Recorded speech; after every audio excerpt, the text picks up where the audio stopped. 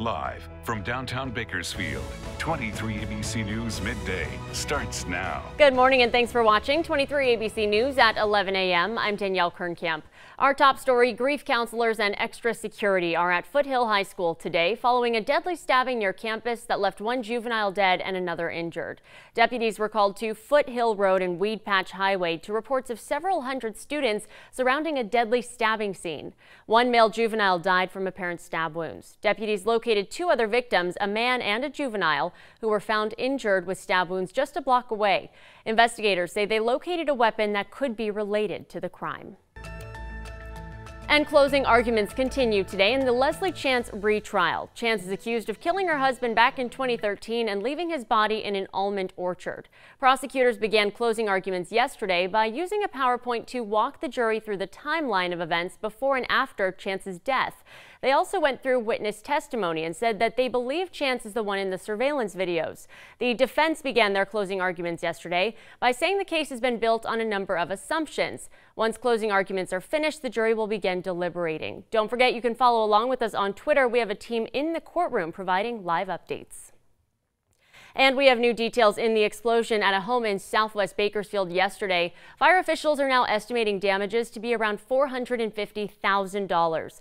Around 5:30 p.m. yesterday, a home near Ming and Buena Vista exploded into flames, causing 3 people inside the home to flee. 2 were left with burn injuries. Police say no nearby properties were affected.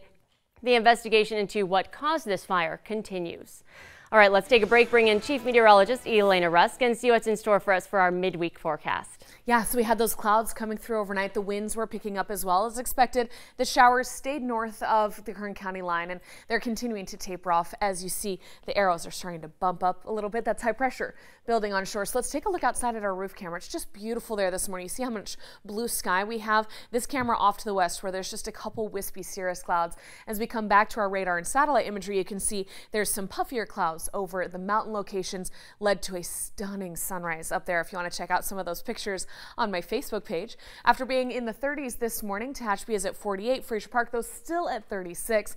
The winds are dying down, so you see we're already climbing to the 50s for many desert locations. Here in Bakersfield, it's close to 60. It's not even lunchtime yet. So it's going to be an above average afternoon. We're getting to those 60s here on the valley floor and down into the desert, 50s for everybody in the mountains.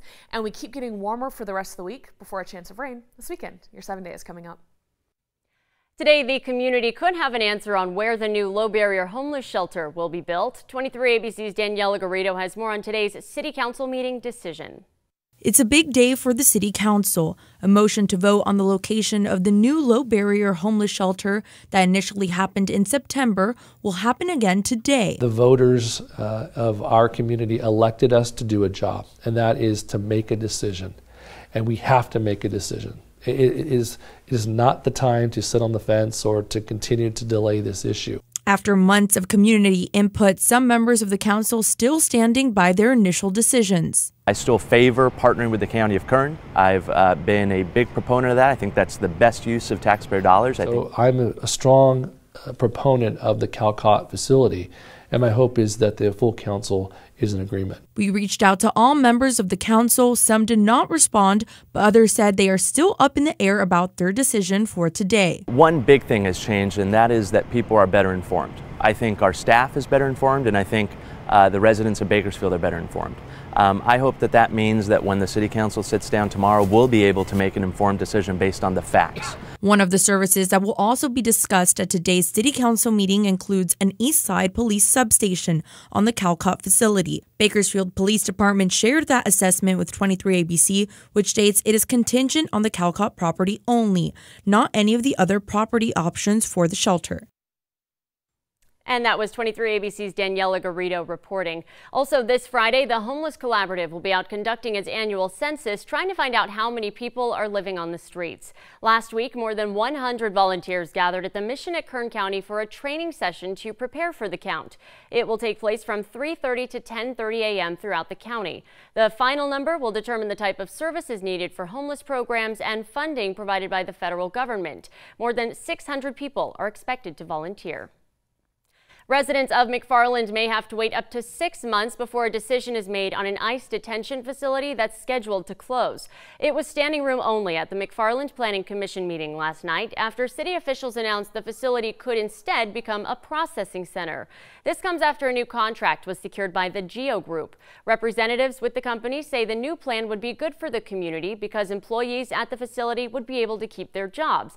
But many at the meeting protested, saying they were happier with the facility originally being closed.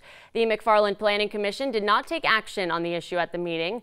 They say that another public comment will be held in 6 months before a decision is made. Well, this afternoon, service providers and landlords will be discussing how to make their homeless clients turn into successful tenants, and you can be part of that discussion. Landlords and service providers are participating in programs to assist individuals experiencing homelessness. Tips and challenges will be shared with the latest programs, assisting landlords with rent, security deposits, and unit marketing. The free event is hosted by the Housing Authority of the County of Kern. It will be at the Baker Street Village starting at 1:30 this afternoon on Baker Street. And the city of Bakersfield had a successful run with Transwest Security after a pilot period, and they're looking to continue private security patrols around the city. City staff is recommending these patrols be extended for at least another 3 months. Transwest was hired last fall to help address residents and business concerns about crime in the city involving the homeless. Bids were sent in from 5 different companies. City staff will recommend the Transwest contract at today's meeting. The city says the proposal was the one best suited to meet the community's needs. Tomorrow is National Reading Day, and to celebrate, our 23 ABC team will be heading to a local school to share our love of reading with students. It's the 4th year of our parent company Scripps If You Give a Child a Book campaign, where we as employees chose to donate a portion of our paychecks to buy books to donate to the Kern Literacy Council. Kids will get to meet some very special guests and go home with a book of their own. But there's a couple of other big surprises that we are very excited to reveal, and you do not want to miss it either. Tune in to our 23 ABC website and Facebook page as we will start streaming this event live at 10 a.m. tomorrow. And we are so excited. I can't believe it's finally here. Watching that video made me grin thinking about last year, and this year, if you can believe it, is even better. I just confirmed another surprise. It's going to be the best day. I'm so excited. So you're going to want to tune in with us. Thanks for watching us digitally now. You're going to check it out same time, same place tomorrow. So let's take a look at the weather for the next couple days. Calm, quiet, perfect for big surprises, right? And some special visitors to the county. We have some 50s here on the valley floor and down into many desert cities, as you saw. Some light cloud cover left up over our mountains. I'm going to call it mostly sunny for the next several days. Some passing clouds, a little bit of a breeze, but those blustery winds through the 58 and especially down into the desert died down right on schedule. Our wind advisory expired, and now we're just heading into an above average afternoon with those mostly sunny skies and moderate air quality here on the valley floor. That means low 60s here in Bakersfield, 63 officially for our forecast today. That's above our average, which is 57 or so for this time of year. You're going to see those 50s in all of our mountain locations briefly this afternoon, but it's higher than where you were yesterday, right? And down into our desert locations, some low 60s there with those calmer winds. And that's all because that high pressure is building. So you see the sunshine and stability it provides in this temperature contour FUTURECAST. Now heading into Friday and Saturday, there's a little bit of onshore flow coming. So I'm hoping that keeps us in the moderate range for our air quality. But by the end of the week, you can see that Kern County is still pretty stable. So we may start pushing it a little bit into the unhealthy for sensitive groups range. But we're also going to be enjoying the 60s right on through your Saturday forecast. By Saturday, about 10 degrees above average. And then Sunday into Monday, you see some cooling coming with a chance of showers. This system has been holding up model run after model run for Central California, but a lot of times they don't carry as much moisture as we want them to, or they'll be a little too far north. And that's why when we're still about 5 days out, I'm not calling for more than about a 30 to 40% chance of rain. But as we get closer to it, I'm hoping we can start getting a little more confident and bumping that up. I think either way, whether we get the measurable rain or just a glancing blow, we'll have some passing clouds and some cooling. Back to the more seasonal 50s early next week, and you see some sunny 60s come back right after that. So what about for our friends in the mountains? Well, the Kern River Valley, you saw 59 today, and then some 60s to end the week up there. Tehachapi and Fraser Park, 50s for the rest of the week, possibly trying to get to 60 on Saturday. Some desert cities could be close to the 70s on Saturday. That's quite warm, so I'm also calling for high snow levels as a result as this storm tries to come through. Maybe about 7,000 feet on Sunday, trying to get down to about 5,000 feet on Monday. That would be above pass level, which I know drivers like. The kids, though, would want another snow day. Right. I can't guarantee that yet, but I'll watch it. So above pass level, but just perfect for Alta Sierra, Yes, right? Exactly. All right. Very good news, Elena. Thank you. That's going to do it for us here for this special edition of 23 ABC. Thanks for joining us.